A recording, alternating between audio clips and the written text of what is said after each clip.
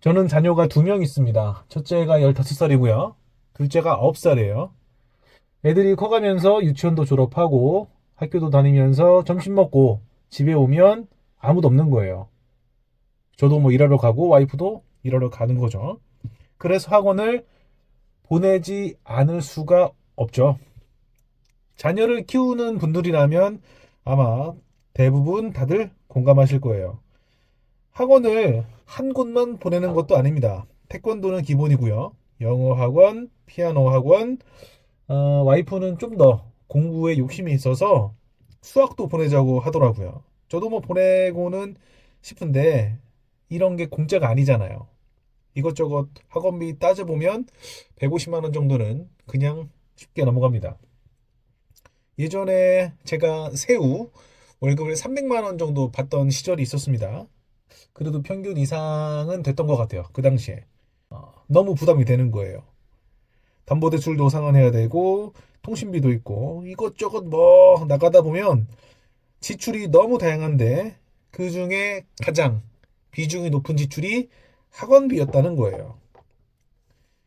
그런데 그거를 또 줄일 수도 없는 게 학원을 보내니까 성적은 그래도 좀 어느 정도 괜찮게 나오더라는 겁니다. 그게 뭐 100% 학원 때문인지 아닌지 모르겠지만 분명히 도움은 되긴 되더라는 거예요. 그래서 어떻게 해요? 학원비가 많으니까 다른 거를 줄일 수밖에 없죠.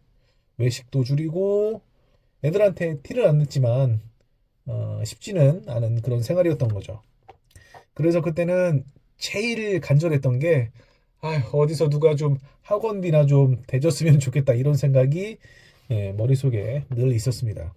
그래서 월급 말고 다른 부수입을 몇 가지를 좀 알아봤죠. 주식도 해봤고요. 그리고 무인샵도 해봤었습니다. 그런데 이런 것들은 나의 인생을 바꿀 수 있는 투자 상품이 아니더라는 거예요. 저의 문제는 뭐였나요? 저의 문제는 매달 고정적으로 나가는 학원비가 부담스럽다는 거죠. 그런데 주식은 어때요? 오를 때도 있지만 내릴 때도 있고요. 그리고 주식을 제가 주도적으로 컨트롤하는 것도 불가능하다는 얘기죠. 내 식구가 한 달에 두세 번은 외식도 하고 1년에 한두 번은 해외는 아니더라도 제주도나 조금 멀리 여행을 가려고 하려면 그래도 한 달에 500 정도는 수입이 필요하다고 생각을 합니다. 그 돈을 매달 주식 투자로 벌려면 어때요? 그거 쉽지 않다는 거예요. 단타로 한두 번은 성공해도 매달 성공할 순 없습니다. 유튜브 보면 몇 억 벌었다. 뭐 그런 얘기도 많잖아요. 그게 사실이건 아니건 주식은 일단 팔아야 수익이 난다는 거죠. 그렇기 때문에 팔기 전까지 그 수익을 실현하기 전까지 내 인생은 바뀌어요, 안 바뀌어요? 안 바뀐다는 거예요. 그리고 주식을 단타 위주로 하다 보면 감정의 기복이 롤러코스터 타는 것처럼 들쭉날쭉해져요. 그렇다고 해서 장기 투자를 하다 보면 주가가 오를 때까지 기다려야 하는데 팔기 전까지는 수익이 없는 거니까 대부분의 사람들은 매달 꾸준하게 수익을 안겨주는 투자처로 주식 투자는 아니란 거죠. 그리고 요즘 많은 분들이 관심을 가질 만한 것이 무인샵이 있죠. 분야도 정말 다양한데요.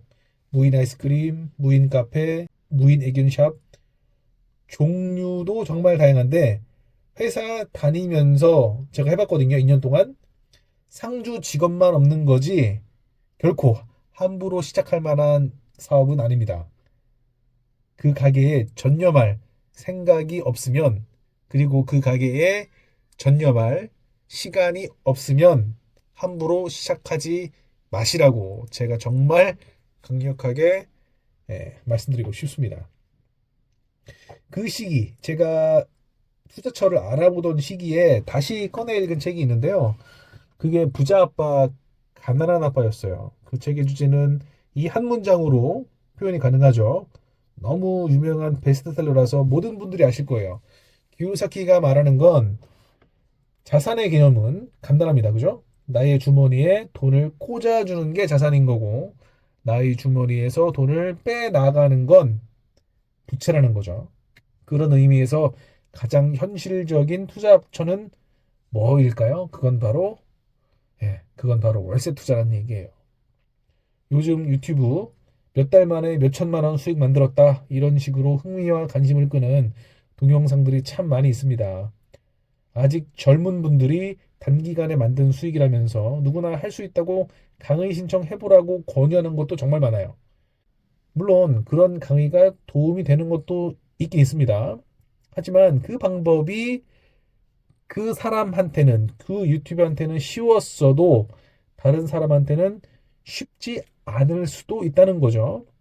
그리고 고수익을 얻기 위해선 고위험성이 있다는 걸 우리는 반드시 기억을 해야 합니다. 현재 저는 월세 1,000만 원을 만들었어요. 앞서 말씀드렸듯이 저는 월세 투자만 했던 건 아니고 주식도 해봤고요. 물론 지금도 약간은 하고 있습니다. 개인 가게도 해봤고요. 그런데 이것저것 생각해보면 월세 투자가 가장 효율적이면서도 생산적인 투자 방법이라는 것을 깨달았습니다. 제가 이걸 처음부터 알았다면 아마 계속 월세 투자만 쭉 했을 거예요. 하지만 다른 투자로 시간을 허비한 것도 있긴 있습니다. 그래서 이번 전재책에서 제가 가장 중점을 둔 것은 지난 7년간 월세 투자를 하며 깨우친 핵심을 여러분들에게 전달하는 거예요. 요즘 부동산 투자 관련된 영상 너무 쉽게 볼 수 있잖아요. 그런 동영상 보다 보면 투자할 때 고려해야 할 게 한두 개가 있는 게 아니에요. 아파트 입주 물량, 미분양, 그 지역에 반영될 호재, 학군, 교통 이런 거 하나하나 다 따져가며 매수할 수 있을까요? 이런 게 다 중요하긴 한 건데 이런 거 다 따져가며 투자하려고 하면 어때요? 여러 조건들이 상충되는 상황이 오고 투자가 너무 복잡해져서 오히려 투자를 못하게 됩니다. 매수를 못하게 된다는 얘기예요. 그래서 우리나라 가구의 53.8%만 주택을 보유하고 있고 나머지는 주택을 보유하지 못하고 있는 거예요. 그럼 아파트 투자할 때 제일 중요하게 고려해야 하는 게 뭘까요? 저는 그게 바로 전세가율이라고 생각을 합니다. 전세가율이 뭔지는 이 영상 보시는 분들이라면 모든 분들이 아실 거라고 생각해요. 바로 매매가 대비 전세가격이죠. 한 걸음만 더 들어가서 생각해 보면 전세가라는 것은 뭐랄까요? 그 주택의 실제 사용 가치라는 거죠. 매매 가격은 바로 이 전세 가격 위에 붙여진 프리미엄. 약간 조금 부정적으로 얘기하면 거품이라고도 볼 수 있어요. 그런데 우리는 이런 것을 그냥 수학 공식 외우듯 하고 있습니다. 정말 중요한 게 뭐냐면요. 전세 가격이라는 건 그 주택의 실제 사용 가치라고 우리가 알고 있잖아요. 그래서 우리가 앞에서 말했던 그 지역의 교통 여건이나 학군, 호재 등등 이런 것들이 반영이 되어 있을 가능성이 상당히 높다는 거예요. 그래서 우리는 전세가율을 활용해서 월세 투자의 지표로 사용할 수 있어야만 한다는 거예요. 무슨 얘기냐면 투자에 활용하지 못할 지표 같은 건 우리가 확인할 필요가 없다는 겁니다. 투자는 절대 복잡하면 안 돼요. 기준은 명확하고 간단해야 합니다.